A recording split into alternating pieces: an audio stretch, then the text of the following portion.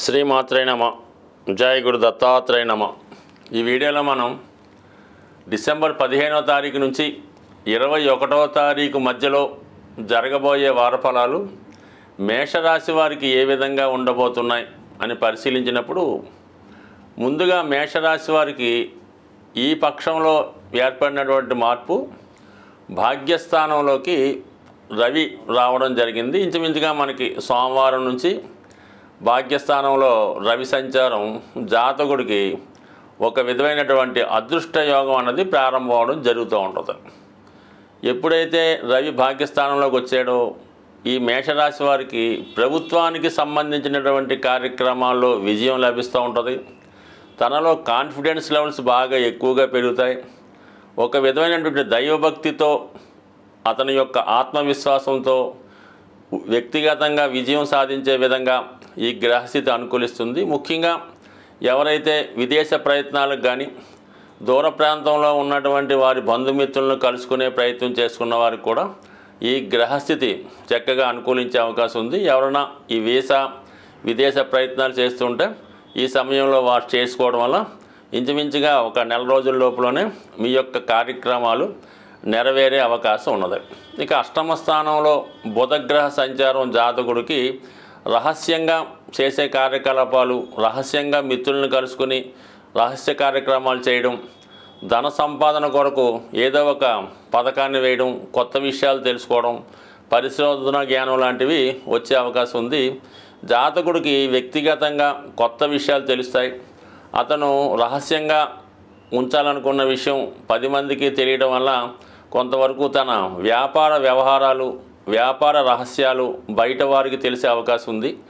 దానివల్ల పెద్దగా నష్టం లేకపోయినా జాతకుడి యొక్క లైఫ్ సీక్రెట్ తెలిసిపోతూ ఉంటుంది అన్నమాట, బిజినెస్ సీక్రెట్. సో దానివల్ల అందరూ కూడా జాతకుడిని అనుసరించి జాతకుడు చేసే విధంగా వ్యాపారం చేయడం అన్నది మొదలు పెడుతూ ఉంటారు. ఏ కార్యక్రమం అయినా సరే మేషరాశి వారికి వారు కొత్తగా ప్రారంభిద్దాం అనుకుంటారు. ఎవరు చేయని విధంగా కొత్తగా ఏదో ఒక బిజినెస్ వాళ్ళు స్టార్ట్ చేస్తారు.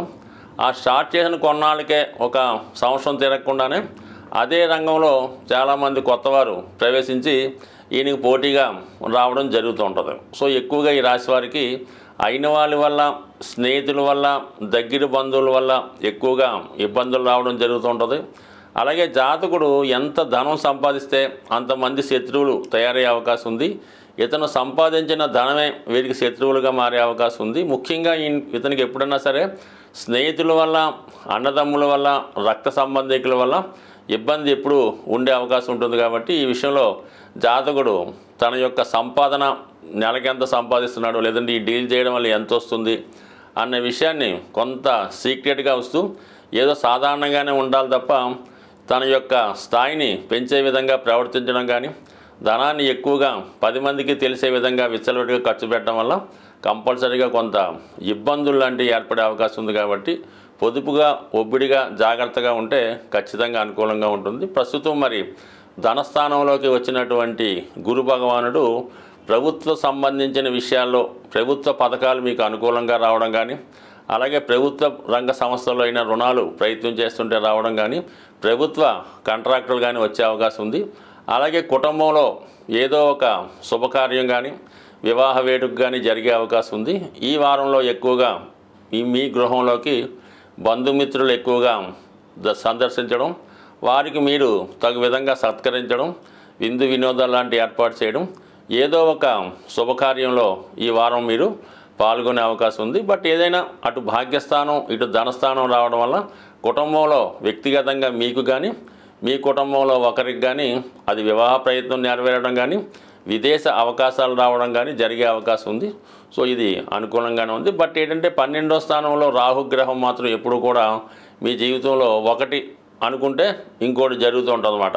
ఒక విధంగా ధనం ఒక విధంగా మీరు ఆశిస్తుంటే వచ్చింది కాకుండా వేరే విధంగా ధనం ఖర్చు అయి దాచుకున్నది కూడా పోయే అవకాశం ఉంది. బట్ ఏదైనా మీరు ఒక విలువైనటువంటి స్థిరాస్తి కానీ, వాహనం కానీ అమ్మాలన్నా, కొనాలన్నా వ్యక్తిగతంగా దగ్గరుండి చూసుకోవాలి తప్ప ఇతరుల మీద ఆధారపడడం వల్ల ఖచ్చితంగా కొంత నష్టాన్ని పొందే అవకాశం ఉంటుంది. కాబట్టి జాగ్రత్త వహించండి. మీ చుట్టూ కూడా ఎప్పుడు ఎవరో ఒకరు ఎంతో కొంత మీ దగ్గర నుంచి ధనాన్ని ఆశిస్తూ ఉంటారు.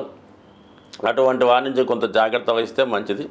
ముఖ్యంగా రాబోయే ఈ వారం అవచ్చు, గత వారం నుంచి చతుర్థ స్థానంలో కుజగ్రహ వక్రగమనం ప్రారంభమైంది.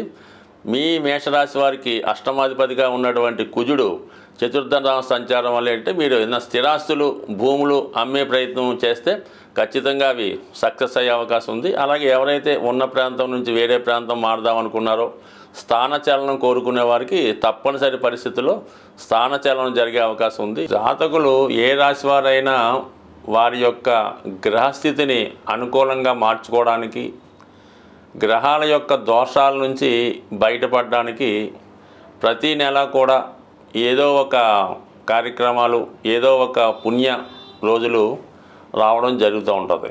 అవి ఫాలో అవ్వడం వల్ల ఏంటంటే జాతక దోషాల నుంచి బయటపడమే కాక గ్రహాల యొక్క అనుకూలత కూడా రావడం జరుగుతూ ఉంటుంది. సో ఇది మార్గశిర మాసం. మనకి ఈ మార్గశిర మాసంలో వైష్ణవ దేవాలయాలు, విష్ణుమూర్తి దేవాలయాలు, వెంకటేశ్వర స్వామి దేవాలయాలు దర్శించడం వల్ల జాతకుడు ఎక్కువ ఫలితాన్ని పొందడం జరుగుతూ ఉంటుంది. ముఖ్యంగా విద్యార్థులు, వ్యాపారస్తులకి ఈ మాసంలో మీరు ఏదైనా ఒక వైష్ణవ దేవాలయంలో, వెంకటేశ్వర స్వామి టెంపుల్లో విధి విధానంగా అర్చన చేయించుకోవడం కానీ, ఎక్కువగా స్వామికి ఇష్టమైనటువంటి తులసి దళాలు మాల ఇవ్వడం కానీ, తులసి దళాలతో పూజించడం కానీ చేయడం వల్ల జాతకుడికి అంటే మరి విష్ణు భగవానుడు తలుచుకుంటే అన్ని రకాల సౌకర్యాలు ఇవ్వగలడు.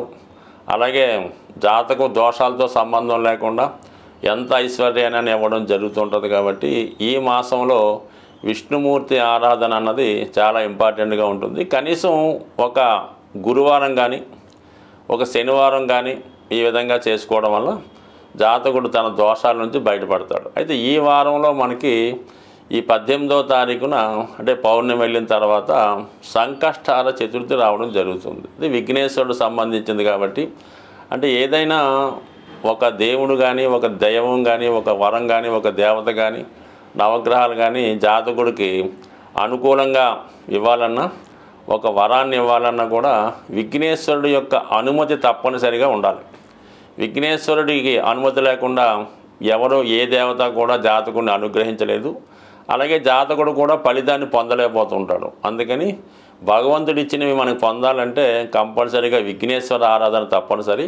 మరి ఈ నెలలో వస్తున్నటువంటి సంకష్టాల చతుర్థి రోజు మరి విధి విధానంగా వినాయకుడిని గరికతో అర్చించడం కానీ, ఉండ్రాళ్ళతో హోమం చేయడం కానీ, అంటే సాధారణంగా ఉదయం పూట చాలా దేవాలయాల్లో హోమం చేస్తూ ఉంటారు. ఈవినింగ్ మరి సాయంకాలంలో అభిషేకం చేయడం జరుగుతూ ఉంటుంది.